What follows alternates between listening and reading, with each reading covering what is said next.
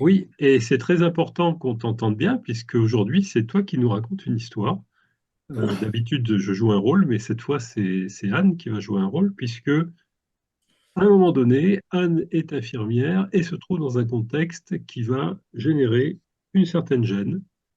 Je m'appelle Simone, je suis infirmière depuis 30 ans à peu près. Et depuis quelque temps, je travaille avec Léa, qui elle est une jeune infirmière qui est sortie de l'école il n'y a pas si longtemps que ça. Et Léa est très appréciée par le cadre infirmier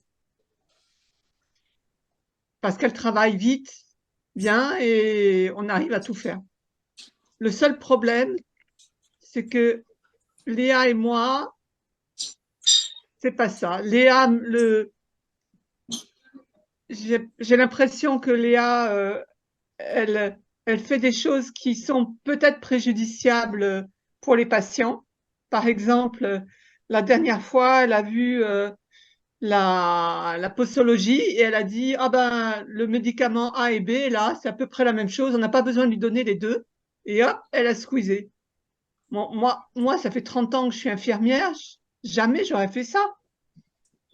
Et alors, je me dis, mais si elle dit, comme elle a une formation assez récente, ça fait 2, 3 ans qu'elle a son diplôme, peut-être que maintenant ils savent. Enfin, j'ai pas osé lui dire, d'autant plus qu'on n'a pas trop le temps. Mais j'étais sûre que c'était pour le patient, c'était pas bon de supprimer un médicament que le médecin avait ordonné. Donc, je commence à aller au travail un peu à reculons parce que je n'ose plus, je sais plus, je suis plus trop sûre de moi et de mes compétences, où ça fait tout de même 30 ans que je suis infirmière dans le secteur dans le secteur hospitalier.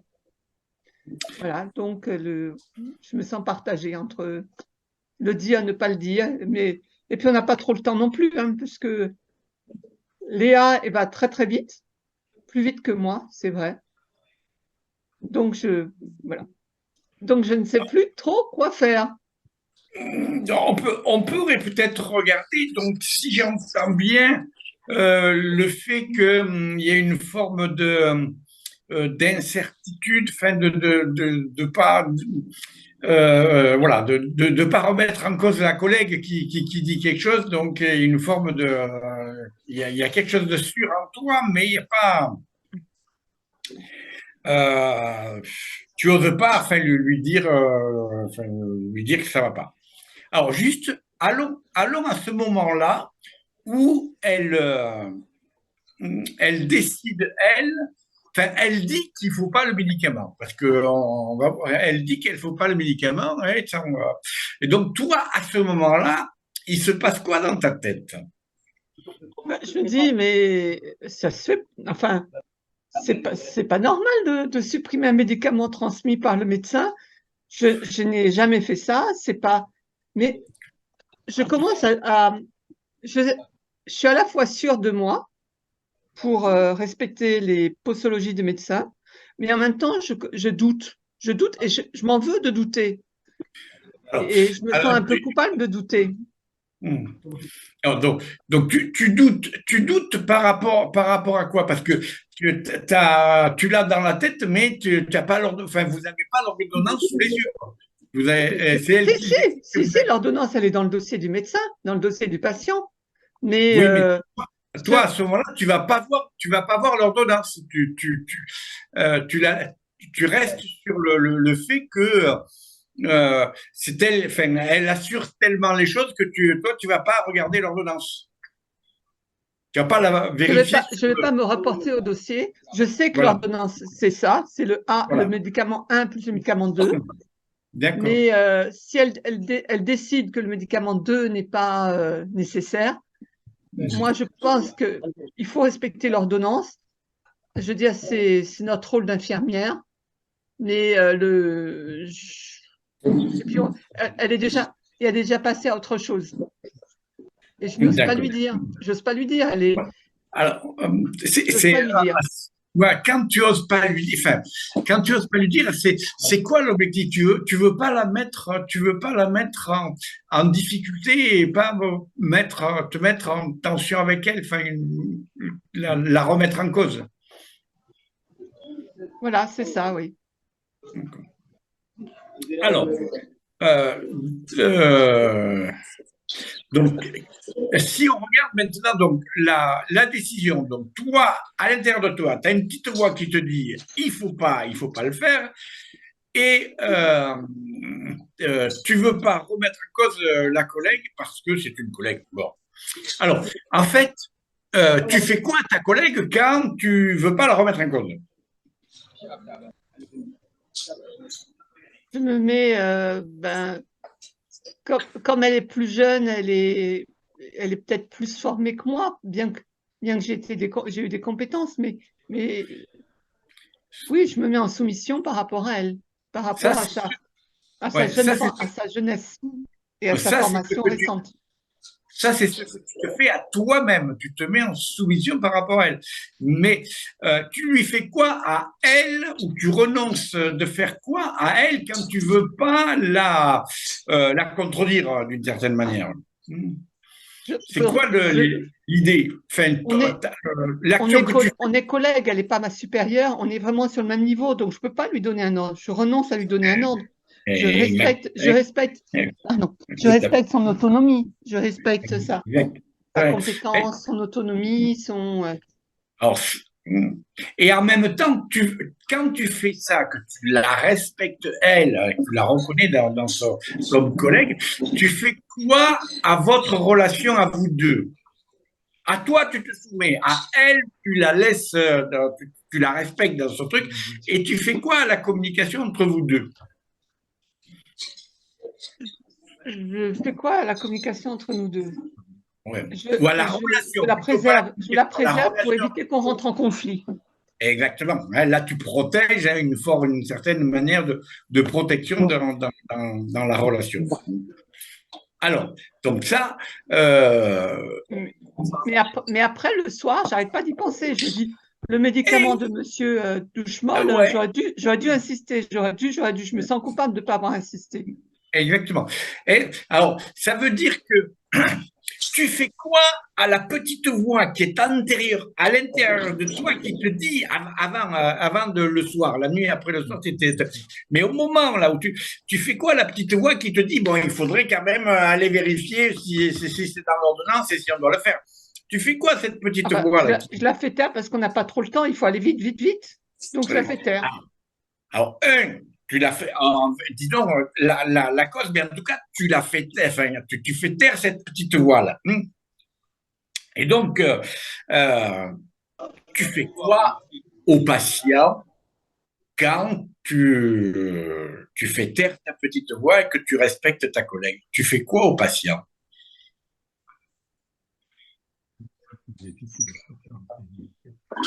Alors, au patient, le fait qu'il ait un médicament à la place de deux, ça évite de le surcharger en médicaments. Là, c'est un Oh, avantage. Mais en même temps, je le mets peut-être en danger. exactement. Ouais, le point, enfin, en tout cas, nous, on peut pas dire si c'est pour lui par rapport au médicament, si le médecin l'a dit. Donc, c'est plus le fait que tu le mets en danger et tu respectes pas sa santé parce que le médecin l'a dit. Donc, la question qui se pose là, donc on voit ces éléments-là. Au moment où tu prends la décision de ne pas remettre en cause la collègue et donc de mettre le patient en second par rapport à vous deux, en fait, c'est quoi, à ce moment-là, qu'est-ce qui est le plus important pour toi? C'est notre binôme. C'est le binôme. C'est sauvegarder notre binôme et surtout aller vite, parce qu'on a Oui. encore 50 patients derrière. Et donc ça c'est le point. Et après on peut regarder, en effet, quand toi tu pars le soir, que tu rentres à la maison, c'est quoi qui devient important? Ah ben, c'est le patient. Je repense C'est le patient. à la santé du patient et je me dis, oh, j'aurais dû Ouais. prendre le temps, j'aurais dû m'arrêter, prendre le temps plutôt que de courir derrière elle ou Alors, la question qui peut se poser maintenant, c'est comment, en effet, toi, tu peux, intérieurement, il y a une forme de culpabilité. Comment, toi, pouvoir rentrer en relation avec ta collègue maintenant pour dire bon, que t'es pas bien avec cette idée-là et comment aller rencontrer la collègue pour dire qu'il y a quelque chose qui va pas parce que moi, parce que toi, t'es pas bien à cause de ça. Comment, comment tu parles, comment ça serait, tu pourrais faire? Avant de commencer le service, en lui disant, écoute, hier, c'est pas la première fois où j'ai vu que tu prenais une décision de ne pas respecter le dossier médical. Bien sûr que c'est plus rapide et tout ça, mais je pense que tu as tort. Je pense que tu as tort pour la santé des patients. Alors, le Et je le vis problème, mal. ouais, le problème qu'il y a dans cette situation, c'est si tu dis qu'elle a tort, tu la mets en accusation et donc la relation risque De se détériorer. tout à fait. Alors, euh, l'idée, c'est dans ce moment-là, toi, tu, euh, tu es dans tu cherches quoi avec ta collègue dont on a vu la coopération, mais il y a une tension entre la collègue et le patient. Alors, comment faire sans l'accuser, quoi? Je sais pas. Euh, Tu peux si reformuler la question? Tu peux reformuler la question, s'il te plaît? L'idée, c'est comment faire avec la collègue pour respecter la coopération et en même temps, tout en respectant le malade, mais donc on a vu que si on l'accuse, elle va se mettre en défense. Hein, si c'est toi qui l'accuse, l'idée, c'est comment en effet rentrer en relation avec elle tout en protégeant la coopération et en mettant le malade en premier. Qu'est-ce qui serait possible? Oui, quelle serait la question qui serait intéressante, comme tu dis, avant de commencer le service, parce que tu ne peux pas rester avec cette culpabilité-là dans la tête. C'est pas possible. Il y a une tension. Alors, Comment faire? je pourrais demander à ma collègue mais je pense que je connais la réponse. Quand je lui dis, qu'est-ce que tu fais quand tu veux pas donner le médicament, quand tu respectes pas ce que le médecin dit? Et, Ah oui, et mais ben, là, ouais, si tu lui dis, si tu respectes pas ce que le médecin dit, là, tu fais une d'accord. évaluation. Alors, qu'est-ce que tu fais? Ben, Pourquoi? qu'est-ce que tu fais? Qu'est-ce que tu Et qu'est-ce que fais? tu fais au patient? Et Qu'est-ce qu'est-ce que que tu tu fais aux patients? Et qu'est-ce que tu fais à l'ordonnance? Qu'est-ce qu'on fait à l'ordonnance et qu'est-ce qu'on fait au patient? Qu'est-ce qu'on fait au médecin? Et à ce Je- moment-là, tu lui poses la question de qu'est-ce qu'elle fait pour que elle puisse, elle, dire, enfin, ben, je sais pas ce que je fais. La réponse est, je sais pas ce que je fais, ou tes questions m'énervent, ou un truc comme ça. Mais en tout cas, toi, dans ce moment-là, tu n'es pas en accusation d'elle, et en même temps, tu respectes ta petite voix. Hein, Tout à tu fait. peux dire, ben, je peux pas rester sans ça. Donc, sans l'accuser, je lui pose la question, mais qu'est-ce qu'elle fait? Oui. C'est vrai que Et, j'ai pas pensé à lui demander sans l'accuser, et, parce que ma petite voix me dit aussi que j'ai raison et elle a tort. et oui, Voilà. et c'est là qu'il y a la Mais tension. Hein. Il y a la tension entre la coopération avec la collègue et la petite voix et le malade qui est là, quoi. Et donc, oui, oui, d'accord. Donc, qu'est-ce que tu fais? Qu'est-ce que tu fais et je prends le vis-à-vis du tiers et non pas, tout à je fait. la remets pas en cause, elle, ni, Et on peut dire qu'est-ce qu'on fait à l'ordonnance? Enfin, qu'est-ce qu'on fait au médecin ou à l'ordonnance quand on ne va pas vérifier, quand tu assures et qu'on ne va pas vérifier le médicament? Et là, ouais, on met la personne en réflexion. d'accord. Est-ce que sur cet exemple, quelqu'un veut faire un commentaire?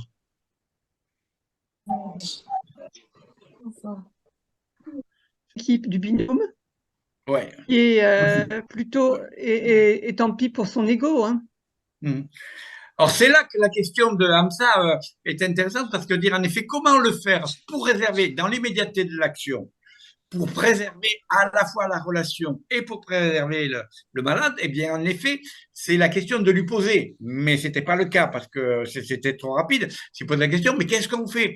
Si on respecte, si on va pas voir l'ordonnance, qu'est-ce qu'on fait au malade et qu'est-ce qu'on fait à l'ordonnance? Qu'est-ce qu'on fait au médecin? C'est la manière, pour pour être ajusté dans l'immédiateté de l'action, c'est pouvoir faire dans le coup ce qu'on avait proposé de faire dans l'après-coup, quoi. Mais ça nécessite une grande présence de, ou une grande technicité dans le discours. C'est toujours être centré sur la volonté de faire découvrir à l'autre l'action qu'elle fait et non pas la juger, quoi. Et ça, c'est en effet, ça pourrait être le moyen d'avoir du tact à ce moment-là pour respecter toutes les personnes.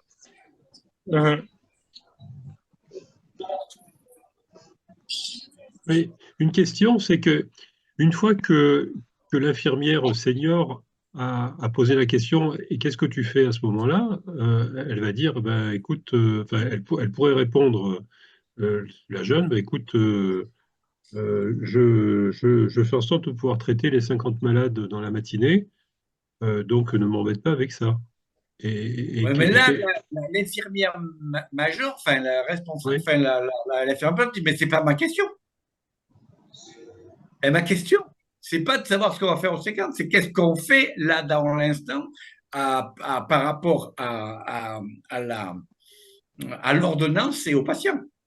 Et c'est pas parce qu'il y en a 50 que j'ai pas respecté l'ordonnance. Et là, elle peut répondre, ben, ma question, c'est pas tout à fait celle-là pour éviter d'être trop sévère. C'est pour dire, attends, ma question, c'est plus dans ce moment-là, oui, il y a les 50 à faire, ok, mais nous, on fait quoi là par rapport aux patients ou même par rapport aux médecins, quoi. ben, je pousse le bouchon, donc je joue le rôle de la jeune infirmière et je dis, ben, de toute manière, on optimise, hein. Au lieu d'avoir deux médicaments, il en aura un, et puis de toute manière, il n'en mourra pas. Alors, en effet, ça m'intéresse donc, de toute manière. Si tu me dis de toute manière, il en mourra pas, on est OK sur ce point-là. Mais par rapport à par rapport à notre métier et par Mhm. rapport à ce qu'on doit respecter, c'est quoi dans le de toute manière, quoi? Tu me fais quoi à moi quand tu me dis de toute manière, quoi? Oui, je ne te prends pas en compte, effectivement. Eh oui. D'accord. Oui, oui, Et on ne prend effectivement. pas en compte le patient et on ne prend pas en compte notre métier lui-même, quoi. Oui, oui, très bien. Merci. Merci, Robert. Ouais. Et c'est là qu'on pourrait, mais pas entre collègues, c'est difficile d'aller plus loin en disant, mais là, tu es en train de te justifier par rapport à un écart. Mais ça, je peux pas le dire parce qu'à ce moment-là, je romprais la relation de coopération, quoi. Oui, je pense qu'on a répondu à la question de Youssouf, c'est-à-dire comment agir en situation d'objection entre les deux. Et Tout à justement, fait. en renvoyant chacun à son action vis-à-vis de l'ordonnance, vis-à-vis du malade et vis-à-vis de sa collègue. C'est Alors, ce ce qui que... peut être intéressant dans cet exemple-là, c'est de voir, de l'analyser autour des objectifs de relation. Si on est dans Anne est avec, enfin, est avec sa collègue, elle est plutôt dans ce moment-là pour préserver la coopération. On est plutôt dans un objectif de relation, d'échange d'être, d'amitié, de convivialité. Je ne vais pas la mettre en difficulté. Et donc, et à ce moment-là, la situation demanderait d'être dans un univers de production, de coopération, production. Et en effet, si je me mets pas dans cet univers de coopération, il va y avoir dans l'après-coup, c'est ce qu'on voit dans l'après-coup, un dialogue intérieur, une tension entre l'univers de relations d'échange d'êtres et l'univers de relations de production, voire de maximum d'intérêt de l'infirmière qui pourrait dire de toute manière, on s'en fout quoi. Et donc, en regardant ce moment-là, on peut l'analyser avec les univers de relations. Et qu'est-ce qui se passe? C'est que quand l'infirmière quitte la maison, eh bien, il va y avoir un dialogue intérieur entre ces univers de relations. Est-ce qu'il fallait que je reste en coopération, en amitié, convivialité avec la collègue? Est-ce qu'il fallait que je sois en production? Et en effet, à l'intérieur d'elle, il va y avoir un dialogue intérieur avec les parties de nous qui veulent être en convivialité avec la personne et la production. Et c'est ça qui crée la culpabilité. À l'intérieur de nous, il va y avoir un dialogue entre ces univers de relations qui vont créer ce phénomène de culpabilité. Et l'idée, c'est comment je vais sortir de la culpabilité, du dialogue entre les deux parties ou les trois parties de nous, qui sont échange d'êtres, production et maximum d'intérêt, qui dialoguent entre nous. C'est en effet pouvoir dire, mais tiens, en effet, allez voir la collègue pour lui dire, mais en fait, on a fait quoi hier? Quand on a fait ça, on a fait quoi? Et qu'est-ce qui était important? Et c'est là qu'on peut aller la voir en disant, c'était quoi qui était important? Car moi, je ne te l'ai pas dit, ben, je ne voulais pas te faire de la peine, mais en même temps, on a fait quoi avec le patient? Avoir dans la tête, c'est une technique qu'il y a, c'est quand on est en culpabilité, s'apercevoir que la culpabilité, elle vient du dialogue intérieur entre les différents objectifs de relation qui nous habitent intérieurement. Et en effet, l'idée, c'est de sortir de cette culpabilité en demandant, en allant voir l'autre pour dire dans quel objectif de relation on va se mettre. Est-ce qu'on va se mettre dans un objectif de production par rapport au bien-être du patient ou est-ce qu'on va rester dans un univers d'échange d'êtres ou de convivialité? Est-ce que je suis clair dans ma réflexion? D'ailleurs, là, qui dialogue, ça te parle? Ça te dit quelque chose? Oui, oui, tout à fait. Oui, oui. Dans ma vraie vie, cette culpabilité que je ressens de temps en temps, oui, ça me parle, et de voir que c'est juste un univers de relation qui n'est pas totalement ajusté par rapport à l'autre. Exactement. Yeah.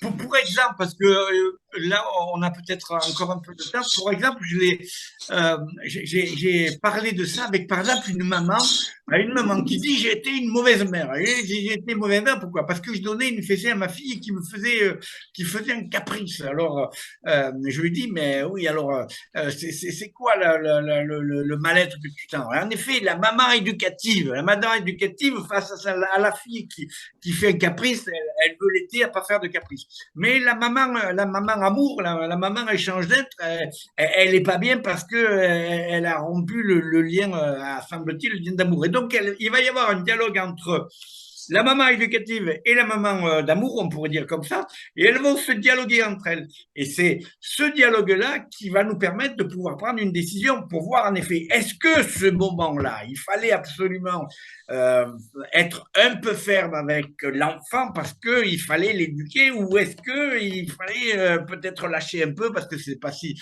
si important que ça. Et donc, ça, pour nous, ce soir, ce qu'on pourrait regarder, c'est cette idée que les univers de relations, ils ne sont pas simplement pour la relation avec les autres, mais qu'à l'intérieur de nous, il y a ce dialogue intérieur qui fait qu'on n'est pas que deux entre je me vois, mais non, on va discuter à quatre. Et plus on va expliciter ces relations qu'il peut y avoir avec ces objectifs qui nous habitent, qui nous font quatre personnes, plus on pourra se dégager, de la compréhension, enfin, pas dégager, on comprendra la culpabilité et on se dégagera du conflit en allant résoudre avec, dans le cas de l'infirmière, ce qu'on a vu tout à l'heure, c'est-à-dire comment je vais garder la relation de convivialité tout en étant dans l'univers de production.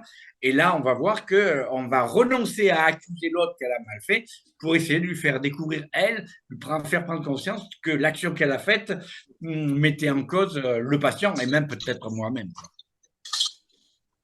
Et dans le cas de la mère qui se sent coupable, je ne vois pas comment elle peut s'en sortir. C'est-à-dire que Ben, euh, l'idée, c'est que c'est poser que est-ce que l'enfant, à ce moment-là, c'est moi qui n'ai pas été en capacité de dépasser le mal-être? Est-ce que je me suis mis en colère parce que c'est moi qui n'avais pas suffisamment de patience par rapport à l'autre?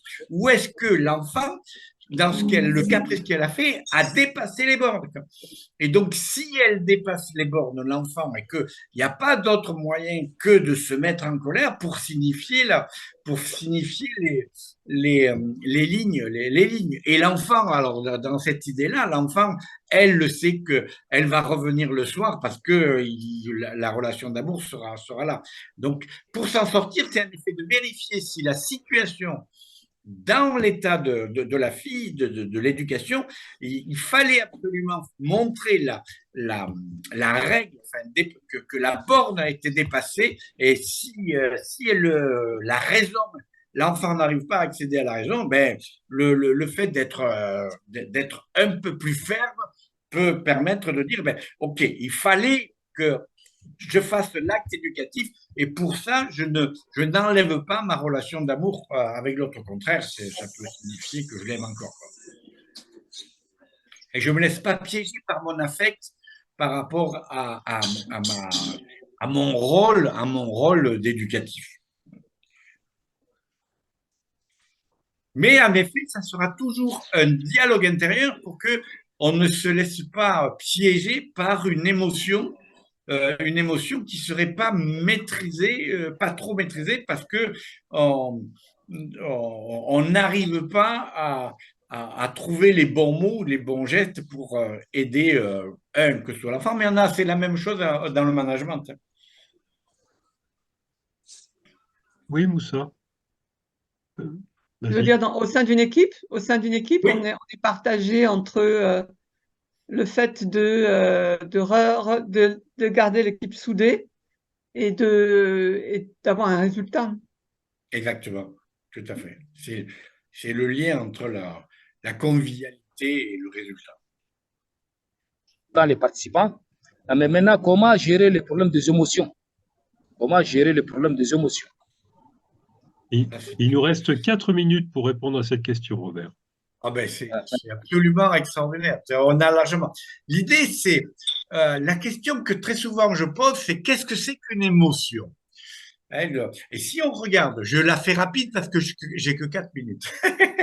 Mais une émotion, c'est en fait une réaction immédiate entre ce que je perçois de la réalité et un important qui est là. Mais j'en vois que un d'important, c'est-à-dire que je suis dominé par un seul important. L'exemple, je vois un tableau, oh qu'il est beau, donc la beauté va être importante et va créer une émotion de joie. L'émotion de colère, c'est à un moment donné, je m'aperçois que quelque chose n'est pas juste, que je vois l'acte qui est en écart avec ce que moi, j'imagine comme juste. Donc, en fait, l'émotion, c'est je suis débordé parce que je vois qu'un seul objectif, un seul important. Pour gérer une émotion, l'idée, c'est accroître, mais c'est un travail d'accompagnement, c'est comment je vais accroître chez le personnage qui est dépassé par ses émotions, comment je vais accroître le nombre d'importants dans la situation. Et donc, le nombre d'importants, c'est toujours de voir pas simplement la chose qu'il y a à faire, mais l'important, c'est comment moi, est-ce que moi, dans cette situation, où je suis, comment je suis important, et surtout comment l'autre dans la situation où je suis en émotion, comment l'autre est pris en compte et je le prends en compte. Et plus je vais accroître le nombre des importants, enfin, on ne peut pas en faire plus de 3, mais plus tu vas augmenter le nombre, de passer à 1 et que je passe 2, 3, et plus les émotions seront gérées et prises en compte dans la globalité de la situation qu'on peut avoir. Est-ce que j'ai répondu un peu à ta question? Effectivement, oui, je suis satisfait de la réponse. Hein. Effectivement, merci beaucoup, mon professeur Révolu. Merci beaucoup. Donc, Pascal, tu peux nous conclure notre séance? On doit être en Oui, fin. il reste 2 minutes. Il reste 2 minutes. C'est assez impressionnant comme on a pu analyser et répondre à des problèmes qu'on rencontre dans la vie de tous les jours et qui en général, ne trouvent pas de solution. J'ai hâte de mettre cette vidéo en ligne avec quelques commentaires comme d'habitude, histoire que, histoire que ça ne se perde pas et que si quelqu'un d'autre veut la réécouter, ce soit possible. A priori, Merci, Pascal, pour ton aide. on se retrouve dans 15 jours, a priori, mais je vous enverrai une invitation comme d'habitude. Merci, Pascal. À très bientôt. Salut à tous. Merci à tous. Bonsoir.